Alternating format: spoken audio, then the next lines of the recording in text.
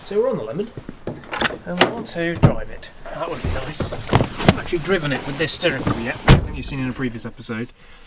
So, yeah, this is me, Piggy. You know the car, I think, I expect. If you don't, there's a whole series on it. We put the RE80 pump on, and it is freezing cold today. Frost. I'm just going to charge up the glows just a tad. She doesn't like starting when cold. But she is better with the R80. Now, we've just got it running, that's all we've done. But it's seriously complex to get one of those pumps to run with the EDC15. So, and she doesn't, that's all she kind of does, is idle for now. Which is fine, means I can move the car around the yard. But what we're going to try to do, we could. Companies make ECUs now, standalone. They're about £1,000 plus all the accessories, then plus the mapping and the time, etc. You know, I mean, you're £1,000 in the hole. That's a deep hole. So, we're going to try and make it run on an EDC 16. So far, thank you Steve, you've given me the ECU for free. I got the loom for 20 quid on eBay. The two major hang-ups with getting that ECU to run on this car, because this is EDC 15, is the fact that one of the plugs on the loom goes to the car loom and the BSI, which obviously we haven't got. But all that really does is give us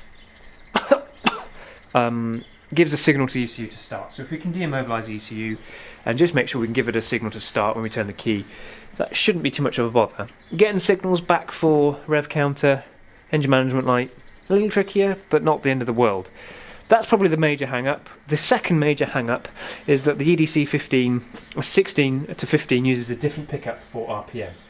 The 15 uses a pickup on the top of the flywheel, on the top of the gearbox casing for the flywheel, and the 16 is on the crank. So this is the crank sensor that we've got, 20 quid on eBay again, very low mileage, with the sensor, which is handy. So what happens is, the crank comes out here, crank pulley, and on the back of the crank pulley there's another little wheel which you haven't got yet, which will go on, spin, and it gets a reference to that.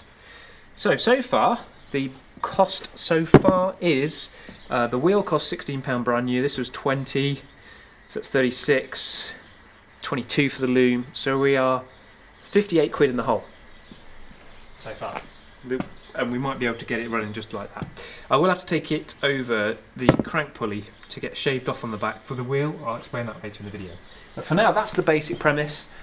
I'm going to strip the near side off, got to take the cam belt off, and the crank pulley, etc. Drain the oil, sump plug off, sump off to get this on. We'll clean that up. Hope that seal will do the job still. Looks a bit nailed up, but it's a low mileage unit, so let's hope. Let's hope. It's fine. Train coming. Let's get on with it. Zip zang zong. Job done. So now we can feast our eyeballs on the part we're trying to change. So we've timed the engine up. Belts are out the way, and that's the piece that's going in. It's basically just having a dowel and a thread there, just in the right place. We could try and machine that, but by the time I've whipped that off, I can pop that on. I'm hoping they're a direct fit, because this is actually from a later cooler, the 2 litre TDCI cooler, but I believe it bolts on. So we're soon about to find out. Now, might get away with not dropping the sump, not sure. We're going to put it back on the engine mount at the top so we can release the pressure from the jack, and just undo the few bolts along the end here. See if we can just tease her off. Come on baby, come on, this way, come on now. You just want to pop off, because I don't want to take the 52 bolts that I hold the sump on off. That is a horrible job. Okay everyone, so a bit of a sort of open heart surgery, almost keyhole I suppose. I was hoping we didn't have to drop the sump, and we didn't. We had to just tease it out gently, and she came like a shy rabbit. And we've drained the oil. I was always worried it was overfilled, and I think this is my answer, that when obviously I popped the corner off it was dribbling out of air. And I don't think they should be that full. So we might let it drain, and I'm going to refill the oil while this corner cap, this end cap's off, so I can see how much is actually in the sump. Effectively, it just needs to cover the oil pump really at all times once there's oil obviously in the engine. So yeah, we'll see, but it's a good opportunity to have a good look. get my peepers in there and have a good look. It's amazing how dirty it is. It really hasn't done many miles, but we've done loads of, you know, starting and cranking and cold running, which gets loads of diesel into the oil, and that's actually basically what turns it black, is the unburnt diesel that gets into oil past the rings, which is standard. It's normal. That's fine, and actually partly why some vehicles burn oil but don't run out, because they're burning oil as the diesel is running down into oil pan. A certain amount is burnt off. So simple facts there that I learnt recently, that explains a lot really. Doesn't explain why Vauxhalls are still rubbish, but you know, we'll get to that point one day when we work out quite why. Anyway, I'm just going to clean that up, and I'm going to clean the new one up, get some gasket ready, and then I'm going to fill up the oil and see what level it comes at with this end off, so I can see what's going on. Oh yeah! Right, turn Subtles a Swing back on, Alchemy album of course, and let's crack on. And the replacement piece is in. So hopefully you can see how the sensor works on the back of the crank pulley.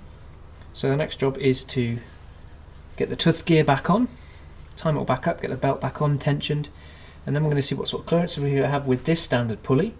And hopefully the timing wheel will arrive pretty soon. I was hoping it was today, looks like tomorrow, and we'll see what that looks like, how much clearance it is, and how much we need to take off the back of this, at the back of that, to allow for the timing wheel. Got plenty of meat there, so that's good, lots of material. Stick it on a lathe. I say that like I've got one. Mickey has a lathe, and hopefully he can assist in that area. If not, Adept Engineering will. Right, let's get this belt back on. Okay, so a bolt's arrived. Helicoil kit is in, looking fancy. So it's kind of our last resort now. If that fails again, then we'll have to pull that out and get another one. It's very hard to find that though. And down here, though you can't really see it, it's behind there, is a nice new crank seal too.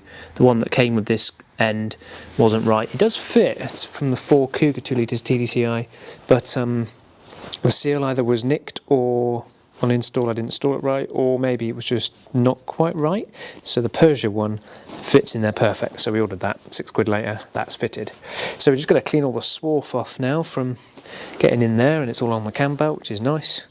And then we'll get it back together, and we'll actually have the mount on there. That'd be lovely. That'd be lovely.